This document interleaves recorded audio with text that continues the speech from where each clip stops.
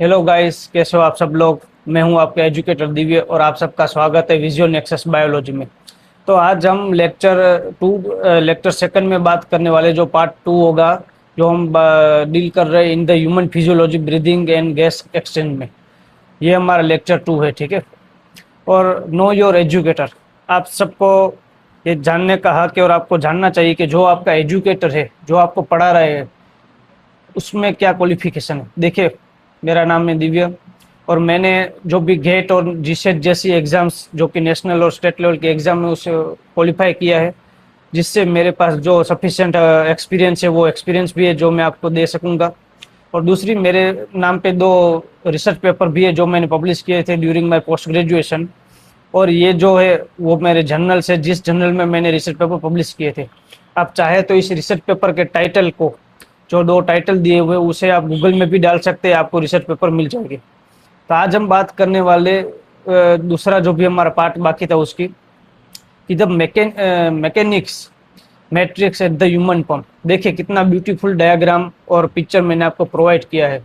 इस तरीके से ही हम विजुअल नेक्सस बायोलॉजी में चलने वाले हैं, एक विजुअलाइज करके, ठीक है। देखिए, इंस्पायरेशन और एक्सपायरेशन का मैकेनिज्म किस तरीके से होता है, और जो भी स्पायरोमेट्री और जो हमारी कैपेसिटी, उसे हम किस तरीके से मेजर करने वाले, जो भी हमारे वॉल्यूम है, उस सब की हम बात करने वाले, ठीक है। आज देखिए, यहाँ पे देखिए, इंस्पायरेशन जब होगा, एक्टिव होगा, तो ये जो हमारा लंग है वो एक बलून की तरफ फूलने वाला है, और जो यहाँ पे डायफ्राम है वो भी यहाँ पे नीचे हो जाएगा, क्योंकि वो यहाँ पे एयर अंदर आएगी, वो फूलने वाला है, जिसकी वजह से। अगर हम टिपिकली हाई यील्ड रिव्यू की बात करें तो एक एक्टिव प्रोसेस, एक्सपायरेशन एक पैसिव प्रोसेस है। एक्टिव और पैसिव में डिफरेंस क्या है, कि जो इंस्पायरेशन हम कर रहे हैं वो एक्टिव है, जो खुद ब खुद हो रही है, और पैसिव मतलब जो हम करवा रहे हैं, जो हम जिस पे हमें वर्क करना पड़ा है कुछ चीज़ करने के लिए, ठीक है। जो सरफेस की हम बात करें तो वो कोलेप्स नहीं, कोलेप्स हो, इससे अच्छा है कि हम जो एक मिनिमम या फिर जो रिजर्व वॉल्यूम है वो हम रखेंगे, जिसकी हम बात नीचे करने वाले हैं, जिसकी वजह से जो हमारा एल्वियोली है वो कोलेप्स ना हो, ठीक है। और दूसरी जो भी बात है चेस्ट और लंग्स की और एयरवे की, जो हम बात करेंगे। देखिए कितने अच्छी तरीके से पिक्चर में आपको दिखाया हुआ है, जिससे आप विजुअलाइज कर सके, ठीक है। देखिए, रूल क्या है कि we can not directly alter our pulmonary volume.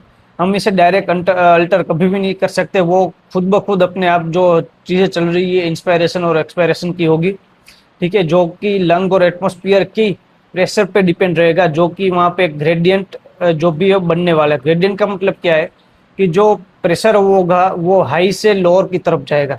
जो हमारा O2 या फिर CO2 होगा वो हाइयर, जो भी प्रेशर है वहाँ से लोअर प्रेशर की तरफ जाने वाला है, वहाँ पे ग्रेडियंट बनने वाला है, जिसकी वजह से ये चीज़ें चलने वाली है, ठीक है। दूसरी, आप देखिए, नेगेटिव प्रेशर की बात का मतलब क्या है, कि जो inspiration occurs when the intrapulmonary pressure drops below atmospheric pressure. जो कि मैंने यहाँ पे बात की, अगर जो भी पल्मोनरी वेन की हमने बात की थी पहले लेक्चर में भी, कि जो पल्मोनरी है, ठीक है, मैं आपको यहाँ पे एक अलग स्लाइड में दिखा देता हूँ। तो जो पल्मोनरी वेन की हमने बात की थी, अगर वहाँ पे जो ऑक्सीजन है उसका जो भी प्रेशर है वो कम होगा, और जो यहाँ पे एटमॉस्फेयर है उसमें ऑक्सीजन का प्रेशर जो होगा वो हाई होगा, तभी यहाँ पे ग्रेडियंट बनने वाला है, और जो ऑक्सीजन होगा वो हायर प्रेशर से लोअर प्रेशर की तरफ जाने वाला है, ठीक है। यही एक यहाँ पे बात है इंस्पायरेशन में। और यही चीज़ हम पॉजिटिव प्रेशर की बात करें एक्सपायरेशन में, कि intra परमोनरी pressure rises above the atmospheric pressure. यहाँ इसका मतलब क्या हुआ, कि अब ये चीज़ उल्टी होगी, कि जो पल्मोनरी प्रेशर है, जो आर्टरी की हम बात करें, वो CO2 का ज़्यादा होगा, और जो एटमॉस्फेरिक प्रेशर है, प्रेशर CO2 का, वो कम होगा। तो फिर से ग्रेडियंट बनेगा, और जो भी CO2 होगा वो हाई से लोअर की तरफ जाएगा, और हमारे लंग से एटमॉस्फेयर पे बाहर एक्सेल के द्वारा CO2 बाहर निकल जाएगा, ठीक है। इस चीज़ को हम बोलने वाले हैं इंस्पायरेशन, और इसे हम बोलने वाले एक्सपायरेशन, ठीक है। यही चीज़ यहाँ पे होने वाली है, एकदम सिंपल चीज़ है, कोई यहाँ पे ज़्यादा है नहीं। तो यही हमें यहाँ पे देखने को मिल रहा है कि जो कॉन्ट्रैक्शन होगा वॉल्यूम डिक्रीज इंक्रीज में डायफ्रागम का, और जो भी यहाँ पे रिलैक्सेशन होगा डायफ्रागम का, देखिए जो हम डायफ्रागम की बात करने वाले हैं, वो जो इस पोजीशन में होता है हमारे लंग्स में ऐसे ऊपर की तरफ, वो एक उसकी नॉर्मल पोजीशन या फिर उसकी रिलैक्स पोजीशन होती है। जब भी इंस्पायरेशन होगा यानी कि O2 अंदर आएगा तो ये जो डायफ्रागम है वो यहाँ पे ऐसे स्ट्रेट हो जाएगा, यानी कि उसमें ऑक्सीजन आएगा, वो उतनी जगह बनाएगा ऑक्सीजन के लिए। तो कोई भी चीज नॉर्मल या फिर रिलैक्स से जब ऑपोजिट कंडीशन में जाती है तो उसे हम स्ट्रेस कंडीशन कहते हैं। जो ये स्ट्रेस कंडीशन में होगा जब भी इंस्पायरेशन होगा, और जब भी एक्सपायरेशन होगा तो ये फिर से रिलैक्स कंडीशन में आ जाएगा, क्योंकि जो CO2 है यानी कि जो भी एक एयर है वो बाहर निकल जाएगी हमारे लंग्स से। तो इसलिए यहाँ पे बात हो रही है कि जो भी डायफ्रागम है वो यहाँ पे इंस्पायरेशन की, यानी कि जब हम सांस ले रहे हैं, जो भी ऑक्सीजन की बात करें, इनहेल कर रहे हैं, तो जो डायफ्रागम है वो कॉन्ट्रैक्ट है यानी कि स्ट्रेस कंडीशन में है, और जो डायफ्रागम यहाँ पे रिलैक्स है CO2 में।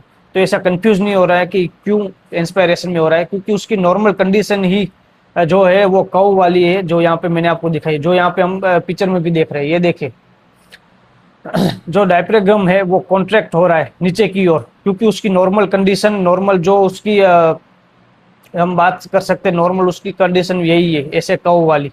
तो यहाँ पे ऑक्सीजन आएगी तो यहाँ पे आएगी, और जो हमारे लंग्स है ऊपर की तरफ फूलने वाले बलून की तरह जब भी इंस्पायरेशन आएगी, देखिए diaphragm contract thoracic volume in antero posterior axis, antero posterior axis की तरफ जाएगा। एंट्रियो मतलब ऊपर से नीचे की तरफ उसका जो भी कॉन्ट्रैक्शन है वो होने वाला है।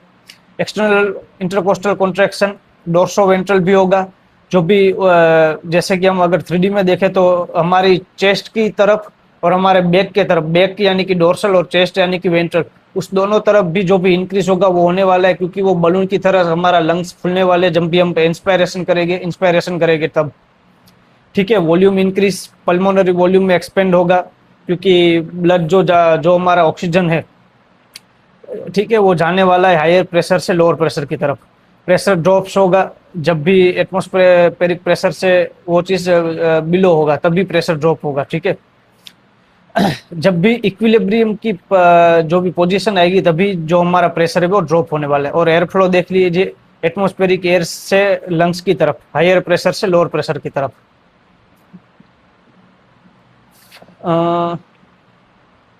हाँ, एक्सपायरेशन में भी वो चीज ऑपोजिट है कि जो हमारा डायफ्रागम यहाँ पे नीचे आ जाएगा वो फिर से ऊपर यानी कि नॉर्मल कंडीशन में चला जाएगा। जो हमारे लंग्स होगी वो जैसे ऐसे फूलेगे जो इंस्पायरेशन में, वो फिर से ऐसे नॉर्मल हो जाएगी। आपको यहाँ पे एरो दिख रहे हैं, तो वही चीज है, diaphragm and external intercostal return to normal position. Volume decrease, thoracic and pulmonary volume जो होगा वो श्रिंक होगा, ऐसे श्रिंक होगा। ठीक है, फिर जो भी प्रेशर होगा राइसिस होगा, become in the atmospheric pressure.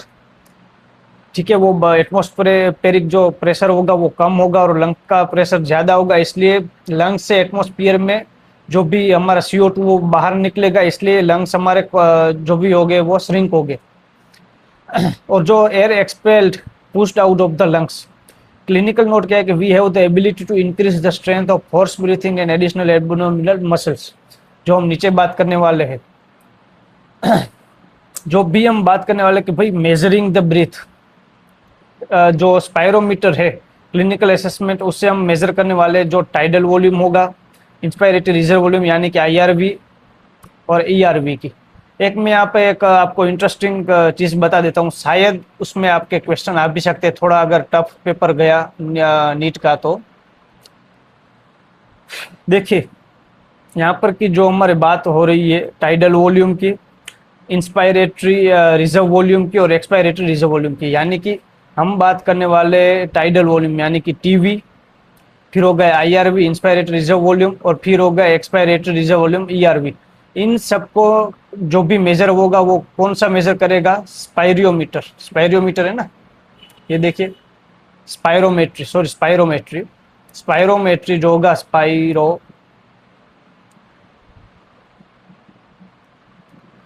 जो भी हमारा स्पायरोमेट्री होगा वो यहाँ पे मेजर करेगा। पर जो कि एक रिजर्व वॉल्यूम है RV, जो लंग्स में प्रेजेंट ही होता है, आप इंस्पायरेशन कीजिए या एक्सपायरेशन कीजिए, ठीक है, वो ऑलरेडी प्रेजेंट होता है, जिसे हम निकाल नहीं सकते। अगर वहां पे निकालने गए वो चीज तो जो हमारी एल्वियोली होगी वो कॉन्ट्रैक्ट हो जाएगी और श्रिंक हो जाएगी, ज़्यादा माफ कीजिएगा श्रिंक हो जाएगी। तो उसे हम मेज़र किस तरीके से करते हैं, तो उसके मेज़र की दो जो भी मेजरिंग टेक्निक है वो है, एक है हीलियम डाइल्यूशन जिससे हम उसे मेज़र कर सकते हैं, और दूसरी हो गई बॉडी और स्पेसाइलोमेट्री जो हमारे हो गई बात करने वाले, ठीक है, होगी, ठीक है।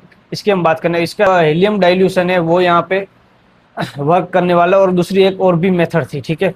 तो ये होगी, अगर हम टीवी, आईआरवी और टीआरवी की बात करें तो उसे हम स्पायरोमेट्री से मेजर करेंगे, और अगर हम रिजर्व वॉल्यूम की बात करें तो उसे हम हीलियम डाइल्यूशन से मेजर करेंगे। तो देखिए फाउंडेशनल वॉल्यूम क्या है टीवी और आरवी का, 500 ml और 11 और जो टाइडल वॉल्यूम क्या है कि वॉल्यूम ऑफ एयर इंस्पायर और एक्सपायर ड्यूरिंग नॉर्मल रेस्पिरेशन। आप नॉर्मली अगर इंस्पायर और एक्सपायर कर रहे, आप नॉर्मली बैठे हुए, आप नॉर्मली कोई काम कर रहे हैं, तो वो 500 ml है। देखिए एक हेल्दी मैन का, एक हेल्दी पर्सन का, मतलब मेल और फीमेल में ये डिफरेंस होता है, पर अगर हम बात करें तो। और अगर रेसिडुअल वॉल्यूम की जो मैंने आरवी की बात की कि जो हम हीलियम डाइल्यूशन से हम मेजर करने वाले हैं कि volume of the air remaining in the lung even after the forcible expiration. अगर आप फोर्सिबल एक्सपायर भी कर दे फिर भी जो आपके लंग में जो एक वॉल्यूम रहने वाला है एयर का, वो रहने ही वाला है, वो निकलेगा नहीं, क्योंकि वरना एल्वियोल आप जो होगा वो आपका श्रिंक हो जाएगा, जो कि होना नहीं चाहिए, ठीक है। तो ये देखिए वो वैल्यू होगा 1100 से 1200 ml का। अगर हम दूसरी बात करें यहाँ पे रिजर्व वॉल्यूम की, कि जो हम रिजर्व करते हैं, रिजर्व का मतलब क्या है, जो हमने रखा है, जैसे कि आईआरवी, तो the additional volume of air a person can inspire forcible inspiration. आप मैक्सिमम कितना सांस ले सकते हैं, आप इंस्पायर कर सकते हैं एयर को अपने अंदर लंग्स में, तो वो 2500 से 3000 ml तक ही होगी, इससे ज़्यादा 3000 ml से ज़्यादा आप नहीं कर सकते, ठीक है। और अगर एक्सपायरेटरी रिजर्व वॉल्यूम की बात करें कि कितना मैक्सिमम आप फोर्सिबल एक्सपायरेशन कर सकते हैं, तो वो वैल्यू है 1000 से 1100 ml के बीच में। तो ये आपको पता चल गया। तो ये देखिए ये कितना अच्छे से आपको मैंने जो पिक्चर वो दिखाई, जिससे आप अच्छे से विजुअलाइज कर सके। आपको कहीं भी जो लाइन बाय लाइन आपको पढ़ना नहीं है, किसी पैराग्राफ में आपको अच्छे से जो भी है वो आप तो पिक्चर देख के समझना है, तो आप विजुअलाइज अच्छे से कर पाएंगे। देखिए इंस्पायरेटरी कैपेसिटी आईसी की बात करें तो वो क्या है, tidal volume plus inspiratory reserve volume, ठीक है। तो उसका वॉल्यूम कितना, इतना, इसका हमने 500 देखा था और इसका हमने कितना देखा था 2500 से 3000। तो अगर उसका हम टोटल करें तो ये ऑलमोस्ट 3000 से 3800 हो जाएगा, ठीक है, ml अगर उसका हम प्लस करें, क्योंकि मान लीजिए कि 500 प्लस अगर 3000 करते हैं तो ऑलमोस्ट 3500, जो कि नियरली इस वॉल्यूम के आसपास ही है, क्योंकि यहाँ पे 2 दिखा है, ठीक है। अगर एक्सपायरेटरी की बात करें तो फिर से यहाँ पे जो टीवी होगा वो 500 होगा, और जो आईआरवी होगा अगर मैक्सिमम वैल्यू ले तो वो 1100 था। तो इसका भी आप देख लीजिए 500 से 1900, क्योंकि इन दोनों का टोटल होगा 1600, तो वो भी आपको वॉल्यूम मिल गया अप्रोक्सीमेटली। अगर फंक्शनल रेसिडुअल कैपेसिटी की हम बात करें एफआरसी की, जहाँ पर ईआरवी और आरवी की बात है, तो ईआरवी वॉल्यूम हमारा मैक्सिमम 1100 था, और आरवी का जो मैक्सिमम वॉल्यूम था वो 1000 से 1100 के बीच में था। तो अगर वहाँ पर भी अगर हम 1100 ले ले तो इसका भी जो टोटल होगा वो इस दोनों के बीच में ही होगा, देख लीजिए। तो यही कैपेसिटीज की बात है। अगर हम बात करें आईसी की, ईसी की और एफआरसी की, जो यहाँ पे मैंने आपको कैलकुलेशन करके यहाँ पे दिखा दिया है, तो आप ये इस चीज़ को याद रखिएगा। कई बार पूछ भी लेता है नीट में आपको कंफ्यूज करने के लिए, क्योंकि कई स्टूडेंट को वो चीज़ कंफ्यूजिंग लगती है, बट एक्चुअल में कंफ्यूजिंग नहीं है, एकदम सिंपल चीज़ है। यहाँ पर हम फिर बात करने वाले दूसरी कैपेसिटी की, एक वाइटल कैपेसिटी होगी। वाइटल का मतलब वैसे भी ज़्यादा हो गया, the maximum volume of air person के breath after a forcible expiration. तो अब इन सब का अगर हम कैलकुलेशन करेंगे तो कितना कैलकुलेशन आएगा, देखिए ईआरवी का मैक्सिमम वॉल्यूम था 1100, टीवी का मैक्सिमम था 500, और आईआरवी का अगर हम मैक्सिमम देखें तो वो था 3000। तो इन सब का अगर हम कैलकुलेशन करने बैठे तो ऑलमोस्ट आपको 4600 ml के आसपास होगा वाइटल कैपेसिटी, ठीक है। और अगर टीएलसी यानी कि टोटल लंग कैपेसिटी की हम बात करें, जो कि total volume of air accommodated in the lung की बात करें, तो यहाँ पे आप वीसी प्लस आरवी कर सकते हैं। तो वीसी आपका हो गया 4600 प्लस आरवी का मैक्सिमम था 1100, तो ये ऑलमोस्ट आपका हो गया 5700। ठीक है, देखिए ये सब में आपको मैंने वॉल्यूम दी हुई है। देखिए ईआरवी का हमने 1100 लिया मैक्सिमम, इसका हमने 3000 लिया, और जो आरवी था उसका भी देखिए 11 से 12 था, तो आप 11 या 12 कुछ भी ले सकते हैं, और टीडी का भी आपको 500 था। तो इन सबका अगर हम कैलकुलेशन करते हैं तो ये टोटल हमारी लंग कैपेसिटी 5700 ml की है। ठीक है, और वाइटल कैपेसिटी तो ये भी मैंने आपको यहाँ पे कैलकुलेशन करके दिखा दी है, तो ये भी आपको याद रखना है, कुछ कंफ्यूजन जैसी चीज़ें है नहीं। ठीक है, सिंपल सी जो आपकी वॉल्यूम है वो आपको याद रखनी है, उसमें फिर आपको प्लस करने जाना है। हम बात करें कंप्लीट बायोकेमिकल ब्लूप्रिंट की, तो देखिए जो भी फिजिक्स है वो क्या बोलता है कि थोरेक जियोमेट्री ड्राइव्स प्रेशर ग्रेडियंट। जो प्रेशर ग्रेडियंट की मैंने आपको बात की कि जो हायर प्रेशर होगा वहां से जाएगा लोअर प्रेशर की तरफ, सीधी सी बात है, ये डिफ्यूजन का भी रूल है और फिजिक्स का भी रूल है प्रेशर ग्रेडियंट का। ठीक है, तो आप देखिए द वॉल्यूम्स टीवी 500 है, ईआरवी कितना है, फिर हमारा ये जो आरवी है वो कितना है, और आईआरवी कितना है, और जो कैपेसिटीज की हम बात करें जो हमने अभी कैलकुलेट करके दी, जो यहाँ पे सबको दिख रही है, तो अगर डायग्नोसिस और एग्जाम एप्लीकेशन की बात करें तो वो सभी चीज़ें आपको यहाँ पे वॉल्यूम बाय वॉल्यूम याद रखनी है। कई जगह आपको प्लस भी करना पड़ेगा, और कई जगह आपको डायरेक्ट क्वेश्चन भी आ जाएगा कि भाई टीएलसी का वॉल्यूम कितना है, या टोटल लंग कैपेसिटी हमारी कितनी है, टोटल हमारी इंस्पायरेशन कैपेसिटी कितनी है, टोटल हमारी एक्सपायरेशन कैपेसिटी कितनी है, टोटल हमारी वाइटल कैपेसिटी कितनी है। तो ये सभी चीज़ें आपको याद रखनी है। और देखिए मसल कॉन्ट्रैक्शन से वॉल्यूम इंक्रीज से प्रेशर डिक्रीज से एयर फ्लो। ठीक है, इसी तरीके से चलने वाला है। यहाँ पर भी आपको दिखा दिया कि आईआरवी इंस्पायरेशन कैपेसिटी कितनी है, फिर टीवी की हमने बात कर दी, टाइडल वॉल्यूम की, फिर हमने बात कर दी ईआरवी की, फिर हमने बात की दी आरवी की, टीएलसी की हमने बात कर ली, वीसी की बात कर ली, और ईसी की बात कर ली। ठीक है, तो आज हम इस टॉपिक में इतना ही रखते हैं। दूसरा जो ब्रीथिंग का हमारा जो लास्ट पार्ट आने वाला है लेक्चर का, उसमें हम दूसरी बात करने वाले हैं। तो मैं अब आपके लेक्चर 20 से 30 मिनट के आसपास ही लेक्चर की लेंथ में रखने वाला हूँ, जिससे आप अच्छी तरीके से उसे पढ़ सके और विजुलाइज कर सके। देखिए कितनी अच्छी तरीके से मैंने आपको जो पिक्चर्स और डायग्राम प्रोवाइड किए हैं, जिसकी वजह से आप अच्छे से इसे विजुलाइज कर पा रहे हो। आपको कहीं पे भी यहाँ पे मगअप करने की ज़रूरत नहीं है, आपको सिर्फ कॉन्सेप्चुअल क्लियरिटी चाहिए, जो कि मैं आपको यहाँ पे पिक्चर के साथ दे रहा हूँ। ठीक है, तो आपको सिर्फ ये चीज़ याद रखनी है, और ये चीज़ की मैं पीडीएफ विजुअल नेक्सस बायोलॉजी नाम से जो हमारे टेलीग्राम चैनल है वहाँ पे मैं आपको प्रोवाइड कर दूंगा। तो आपके पास कंटेंट भी रहेगा और आप उसे बाद में फिर रिवाइज भी कर पाएंगे। ठीक है, तो हमारे visual nexus biology YouTube channel को सब्सक्राइब कीजिए, लाइक कीजिए और शेयर कीजिए, ताकि आप अपने दोस्तों तक भी ये जो भी लेक्चर है वो पहुंचा सके, वो भी इससे अच्छे से पढ़ सके। और सब्सक्राइब करने से आपको जो भी रेगुलर अपडेट होगी हमारे इस चैनल पे लेक्चर के, वो आपको मिलते रहेंगे। तो जुड़े रहिए विजुअल नेक्सस बायोलॉजी के साथ एंड एक्सप्लोर द अनसीन।